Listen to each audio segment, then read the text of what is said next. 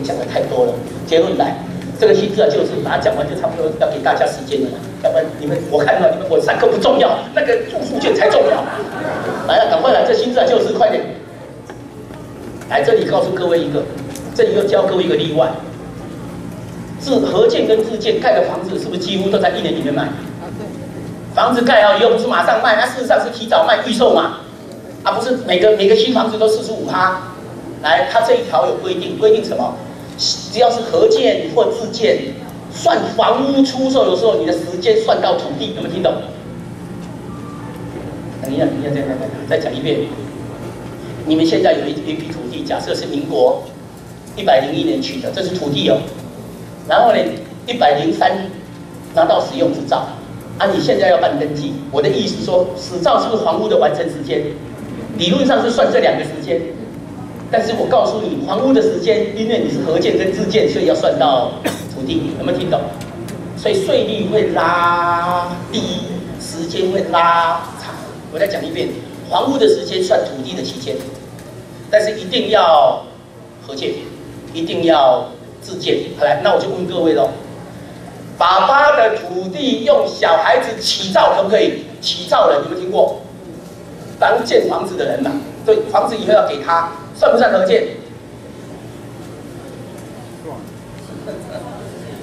算不算合建？你们现在都算合建，以后你就死定了。合建是在讲地主跟建商的合建。我刚刚是讲爸爸的土地以儿子起造，儿子跟房子是新取得，跟土地是零关系。所以结论，你不要卖，一卖就是45%。啊，你说那怎么办？那就不要用它起造。你说我就是要用它起造，土地先给他，土地先在拆除房屋前先办增值税自用。比如说，我再告诉各位要注意这种观念，也就是说你的土地给小孩子起造不是合建呐，他没有土地拿来合建，听懂我这个意思吗？所以有时候是基本观念，啊，自立自建更好玩，一定是地主自己建嘛。所以结论来，这个新制啊旧制看一下，都是旧制啊，这新为什么新制？因为这里是1年内。对不对？啊，这里是超过2年，对不对？从这里算起到这里，不是103、104要2年内，啊，超过2年不是就旧制？所以用这2个算新旧制，啊，这个新制啊旧制，赶快，都是新制嘛，都是新制嘛。好了，下一页就是来看税率，来告诉我新制啊旧制，先判断新制啊旧制，这两个是不是都是新制？是不是都新制？但是土地如果算到这里，不，房屋如果算到这里就死定了，是45、35。时间要算到哪里？要算到好，结论都用新制。我要请问各位，这税率多少？赶快，这里税率多少？这已经10几年了，10几年、10年以上是可以接受哈。啊，这里呢？啊，对，啊，这里呢？啊，因为算到土地。啊，我刚刚有一个例外忘了讲，如果是合建的话，土地如果2年内也算20%，跟刚刚那个被炒作、被自愿那个非自愿离职有没有？就45、35全部变成20，所以合建也鼓励，所以我们现在政府是鼓励合建，所以合建本来就是都更的一种条件嘛，只是不是权利变换嘛，所以这里注意哦，如果2年内的通通都是20，各位听懂吗？哎。又不行，来有20%，再来这个也是多少趴？很快，这多少趴？20。啊，这里呢？啊，不用管了啦，统统都20啦。好来，所以结论：起造人不宜用子女，除非先过户，再签合建契约，听懂吧？好来，那我就不谈了。来，自用自住，自用自住有一个最重要的观念，再给我几分钟话，很抱歉。自用自住就是这3个人，注意听哦，这3个人，本人、配偶跟未成年子女。这3个人在6年里面只有一个房子，而且要自有自用自住，有没有听懂？但是有没有可能在6年以内这个人会成年？啊，有没有可能这2个人会离婚？那就是例外。再讲一遍啊！哎，有时候讲到离婚就很不好，很伤感。但是有时候离婚又是很好的节税条件。啊，你问我说我们2个离婚了。下个月呢，再结婚，为什么？我别说。啊，我两行啊，我离婚，啊又要结婚，你敢讲我们两个说谎话？不是吧？不应该这样教各位。但是哦，我们的税法就是一堆洞嘛。好了，结论，你先看看他的洞在哪里。他说，这3个人要持有，其中要有一个持有要自住，而且要连续满6年，然后6年里面没有出租、没有营业、没有执行业务，然后呢，这3个人只能一次，有没有听懂？3人6年只能一次。那我的意思，那如果离婚以后就不需要3个人，就可以2次。不知道有没有听懂？啊，3个人告诉你说，你这3个人6年里面只能办1次，啊，已经离婚的他已经不是3个人，不是他是另外1个人就2次。好了，上我的课才是怎么样被我这么大声小声的吓唬？但是你又觉得学税法，你要把它当做一种游戏规则。财政部的长官就是要去懂这些有的没有，他立法的时候才会变周延，才不会有逃漏税。我讲真的，所以结论这里可能有一个，还有他讲1次，表示我可不可以多户？他讲1次就可能可以2处，你一生1次，啊，我就1次2户卖，可不可以？听懂我在讲逻辑吗？他讲1次，他讲1处，不一样的概念。好，再来，所以我就另外一个图就不谈它。来，重购退税比较要紧。重购退税我第一个跟增值税有关。增值税一定要买价大于卖价减增值税，减掉土地增值税，结论就一句话：我告急，你不够钱我才退你增值税。也就是说，我王进祥卖了一个房子1000万，他缴的增值税100万，表示我手口袋里面是不是只剩下900万？那我900万再去买一个800万，是不是还有剩？不退。我900万去买一个1000万，是不是不够100万？退。买一个1500的不够600万，退，但是不能超过税额。这个叫做重购退税，重新购买退还已经缴的增值税，一定是买价大于卖价减掉土地增值税，可以接受吧？啊，如果一下子背不起来，但是有个原则，买跟卖之间先买后卖，先卖后买，一定要在2年内，一定要2年内，这是一个概念。所以你要记得，一定要2年内去做这个处理，要2年内刚好去炒作45%跟35%，他真的在鼓励我们炒作而不自知。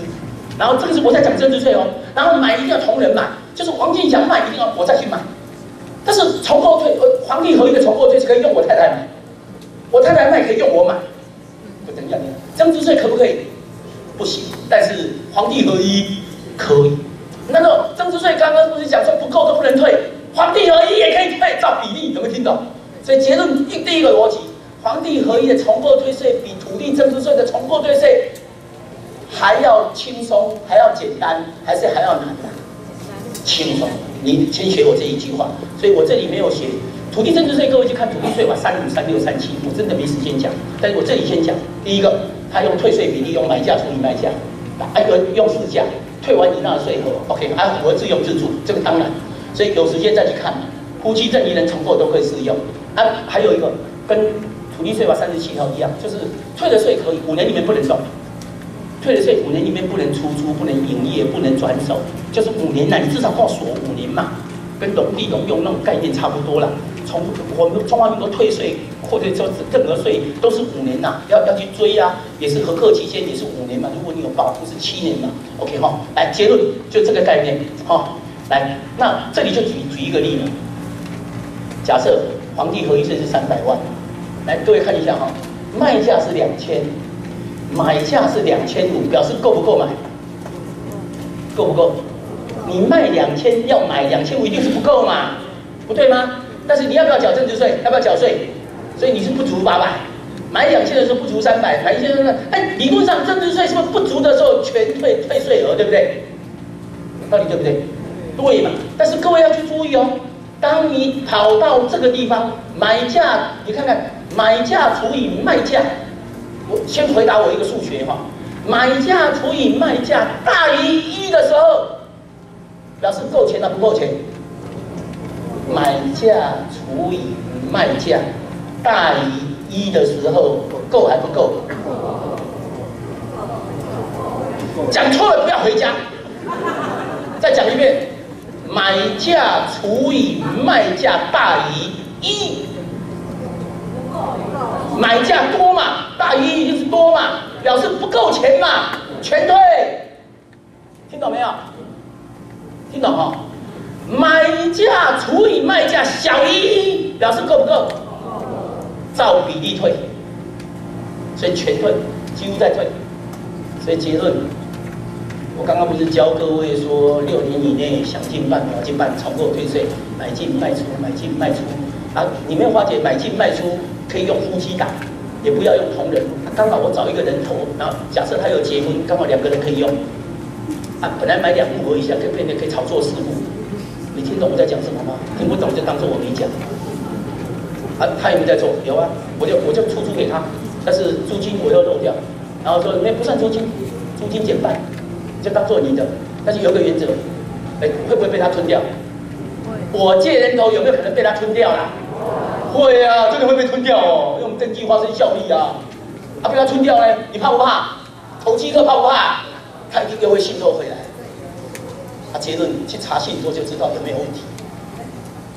没听懂哦？我刚刚利用信托可以保护自己，我可以利用信托查你有没有问题，不知道对不对？各位去思考哦，没关系的。假设没有听懂就当做我没讲，哦，没关系，不急，因为今天时间的关系，那重购退税我就不讲了哦，就不谈了，就给各位回家自己去看哦。今天真的没时间哦，也是给各位回家去看哦，来，这给各位去看。我知道你们不一定会看，但是没关系。但是看我的讲义有个好处，都有讲义吧？如果有失眠的话，晚上看我的讲义，保证不会失眠。哎，真的，我不会骗你，因为你一定会睡着。所以用我的讲义可以治疗你的那个失眠症。真的，因为你脑筋全部会啥处理了啊。哦 ，OK， 来，我为什么讲说，我今天讲的是10%的功力而已，还有90%没有讲。我们都谈买价对卖价，但是登记簿上跟取得，可能有没有这么多其他的原因取得？有没有可能？就是买进来的可能是区段征收进来，可能是私立重划进来，可能都更进来，可能生意产厂，可能信托进来，可能继承进来，可能夫妻增加，可能合建进来，有没有可能啊？我的意思不是登记对登记，没有你想那么容易。我今天没时间讲，我今天再讲下去你一定睡着。OK， 我只有一句话，我讲的今天是最简单的，最简单就被我讲的那么复杂了。我在讲复杂下去，不是大家一定睡着。哎，悲哀呀！中华民国图利代书。再讲这个就不谈。也就是取得日等于又不等于原取得，他创造一个取得跟原取得，哦，然后呢这里又并记，听不懂，我不谈，我就要讲几个观念，房地合一税的几个概念，这里讲。第一个，取得后这个要留存，装潢一定万一土地跟建筑不同的，一定要屋主高报土地涨价总数我刚刚讲过，房价地价要分离，刚刚也讲过。再来，长期用自然人，短期用法人，刚刚是不是讲过了？应该知道策略嘛，地主不用别人起造，要用自己起造。那要不然就先过户再用子女起账，用小孩子资产哦，地价税自用，房屋税自价，这不谈。善用，第一个善用自用自住，避开6年；善用重购退税，再避开高税率，然后就是可能优异性质，这是原则，除非亏本。应该听懂吧？听不懂，好，我的问题不是你们的问题啊。OK， 错误认知的节税，来，赶快几个概念，给我再多个5分钟10分钟。哎，反正哦，这个有个好处，你今天送他们那个东西哦。我保证他们没有人敢要你看。我刚刚先讲，就是我有目的的哈，还第二个，我讲这个目的就是你们不敢离开，因为那2张很重要，凸显我也不重要。来，买卖还是赠与，赶快讲。刚刚不是讲买卖嘛，对不对？但是万一不给女婿或不给他的话，就用赠与，对不对？可以接受吗？好，来，第二个，注意看哈，当爸爸妈妈准备了2000万给小孩子去买房地产。你认为是爸爸妈妈去签约再登记给小孩，还是给小孩子去签约登记给小孩？哪一种？第一种啊，第二种？啊，第一种跟第二种差在哪里？差在不同人签约。啊，不同人签约差在哪里？差在赠与税。听懂吗？因为你买不动产是用公定价算赠与税，你如果送给他现金是算现金特赠与税，这里叫做送不动产，这里叫做送现金。你看对不对了？啊，你叫他去签约，不是送现金给他去买，啊，你去买的话，登记给他不是送他不动产，对不对？还是你在讲什么？你想想看，你是爸爸妈妈拿2000万，你去买，啊，你登记给自己没事吗？你说我要登记给小孩子，一定是送不动产，因为你买的嘛，送给他不动产。啊，你如果拿给他钱，他自己去买，你不是送不动产的，你是送现金给他自己去买嘛，所以差在这里，听懂哦？再来讲另外一个，可以接受哦 ？OK 好。来，自用的话，自用地价税，自用地价税有一个原则，就是本人配偶跟直系亲属在该地要办竣户籍登记，办竣户籍登记。所以结论，第一个要把户籍登记迁进去，第二个，既然户籍登记迁进去，我问你，你有没有在里面住了？到底有没有？你搬进去住，你到底有没有去过啦？有没有？你不要跟我讲没有，你没有人走一趟户籍迁进去又不知道在哪里，你再对不起中华民国吧？你总是要去看嘛。你到底有没有进去住了？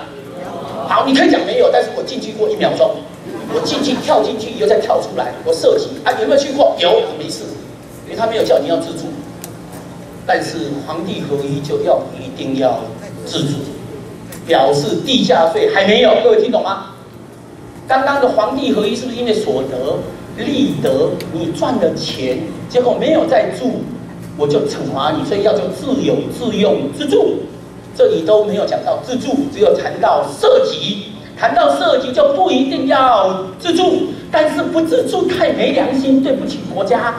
所以你一定要跟我讲，你有没有进去住过？不相信晚上睡给你看，你要这样心态才对嘛。来，涉及，涉及没有讲多久，就是1天就可以。当然你不要太1天嘛，你何必那么痛苦呢？我们只有一个概念，只有增值税要1年里面没有出租、没有营业，卖的时候只要涉及就好，有没有听懂？但是如果有别人涉及，一定要告诉我别人是谁，有没有出租，有没有营业，要讲清楚。也就是说，涉及根本没有期限限制的，好不好？好，来再来，结论办自用，爸爸妈妈的房地产可不可以儿子女儿涉及的？可以啊，儿子女儿的房地产可不可以爸爸妈妈涉及？当然可以啊，有听懂吗？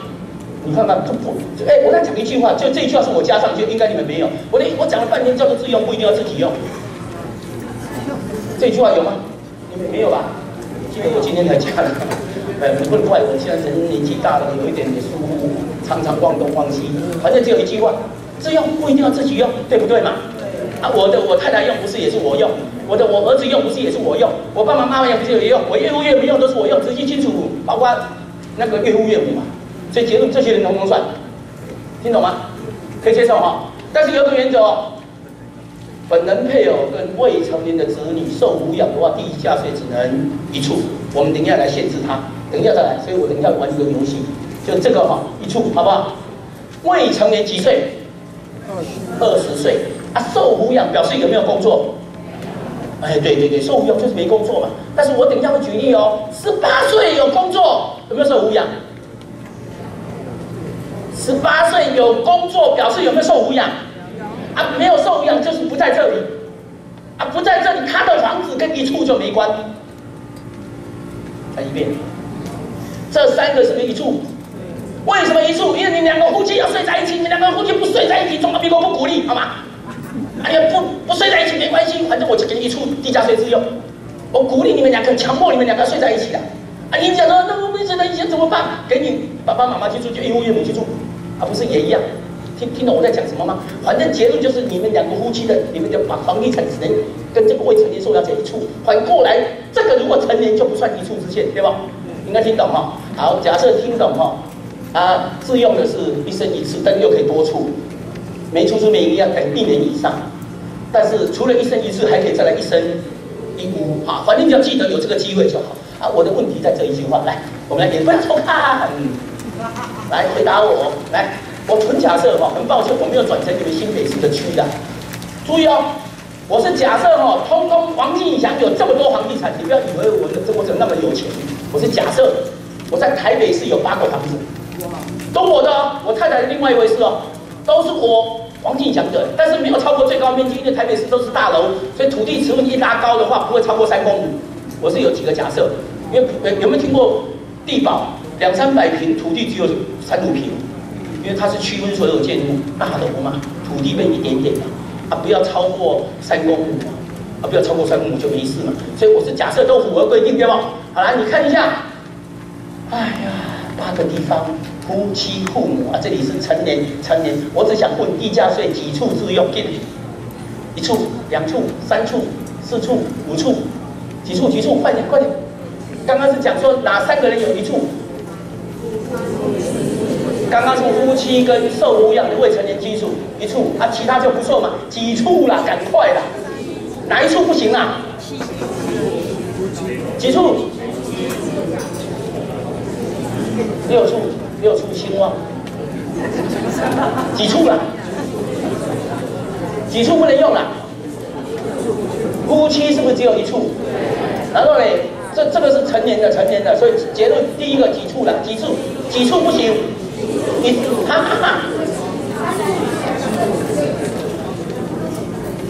第一个，这里是不是本人配偶跟直系亲属涉及？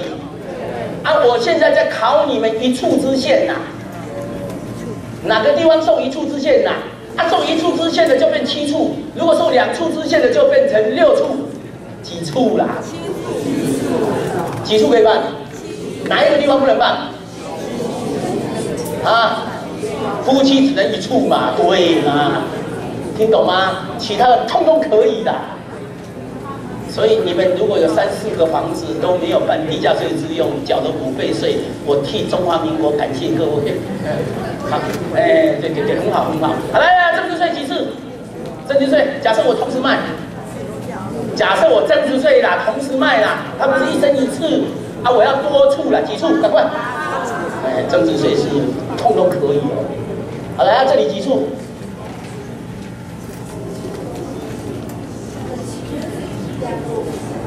这个可不可以？啊，这个呢？反正不受1处之限就可以多处嘛。啊，他是受抚养的未成年嘛，所以结论几处啦？哪1处不行？又是7这一次，其他的统统又可以。啊，这2个呢？可不可以？可不可以？讲清楚可不可以？啊，可以嘛，对吧？啊，增值税呢？啊，这里呢？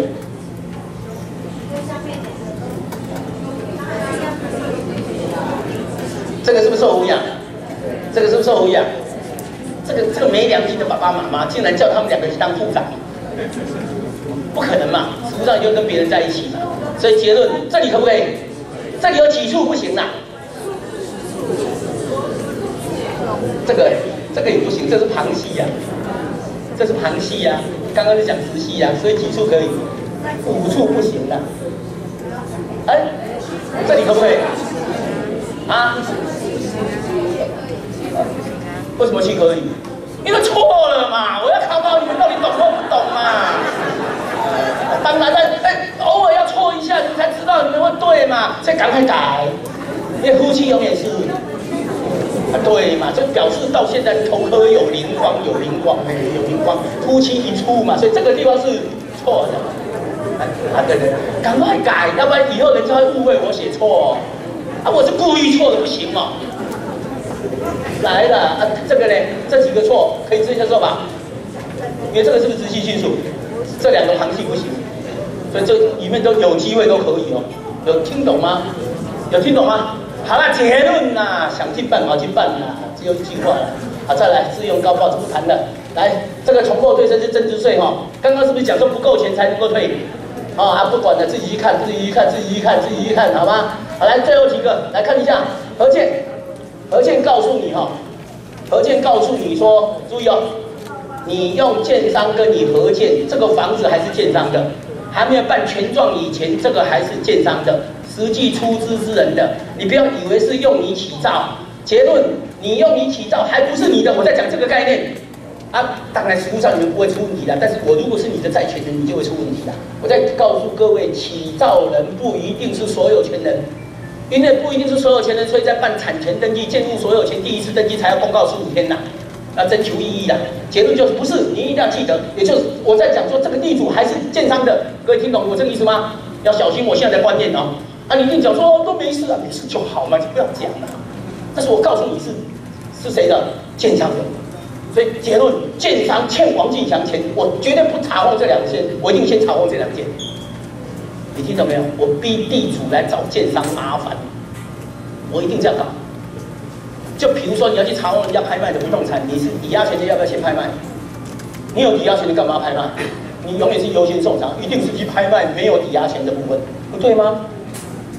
好，没关系，很多人可能没听懂，我再讲一遍，我再告诉你，我们跟人家合建，谁出钱盖房子？建商。所以房子是建商的。当然以后交换是一回事嘛，所以起造中虽然起造人是 A， 事实上还是见长的。我在讲这个概念。再来，你是不是可能用小孩子起造？我告诉你有正理7岁，我告诉你还有正理岁，可以听懂吗？你不要以为没有，只是你还没被抓到而已。再来，我刚刚讲正理要负有负担，要归扣，有没有？刚刚在讲这3个？哎，我刚刚好像讲1073哦，应该是1173才对。我刚刚讲1073，哎，我年纪大了没办法，年纪大了，我现在突然想到我刚刚讲错，哎，我刚刚好像讲1073，是1173才对。对，不能怪我，总是让我犯错一下。哎，我脑筋里面全部都是法条哦，有时候还是会乱。好了，结论我再告诉你，要这2个概念，差不多了。好来，最后几个。假设爸爸，如果小孩子没过户，小孩子跟你讲说一定要你的财产，给他，就是办信托，原本给他，孳息给爸爸，所以表示房租给爸爸收，所以他不会不孝顺，你放心，好吗？我就告诉你可以这样子搞。给他，但是还算不上他的，妈妈在管。啊，假设你已经过户了，注意看哦，已经过户了，一样是给他，啊，但是把他控管过来。也就是说，绝对不要像以前说财产过给小孩子，结果把他全赚扣住，啊，结果你的儿子去补赚，你知道吗？就用信托来处理，信托可以解决很多节税策略，有很多解决管理之类的财产。信托是万能的，好，当然不是万灵丹，但它几乎很不错，可以解决很多的问题。好，来，最后买后要办自用跟住家。增值税要小心，正理不能办增值税自用。好，然后来重拨退税不是成交价哦，增值税不是成交价，是报税价。皇帝合一是成交价，再来皇帝合一是成交价。好，再来我把不一样的赠与税要小心，赠与税纳税人是赠与人，不是非受赠人，好不好？但是有办法把赠与税的纳税人改成非受赠人才有学问，我只是没时间教。你们如果有时间去看那个遗赠税法施行细则44条。哦，跟遗赠税法第7条跟细则44，有时间去看，可以变化它。也就是说，我可以送小孩子不动产，加送1块道路地或送1块农地一起送，然后用道路地去抵缴来冲我的赠与税。听不懂当做我没讲。我已经法条告诉你，合法的途径在哪一条？遗赠税法第7条，纳税义务人变更，因为他预缴纳期限没有缴纳。当然不会是死亡啦，不会是怎么样，而且在中华民国境内没有其他财产可供之一，可以把纳税义务人改成受赠人，当他改成受赠人，再用施行细则44条 ，OK， 然后把它一变更以后就可以抵缴。你去看，我讲的一定有依据的，不会随便乱讲的。反正我就教各位，很复杂，但是很抱歉。再来遗产税，小心，我尽量不鼓励这样子做。最近老师这个要小心，遗产税就被查到有股东往来，也就是查到他的所得税里面有一笔，要去查他的资产负债表跟那个损益表，还要去查他某些财务的账册。里面有股东往来，结果搞了半天是借出去。一借出去的话，被帮他报的遗产税的代数变漏报遗产税，被花了很多钱。要小心这个股东往来。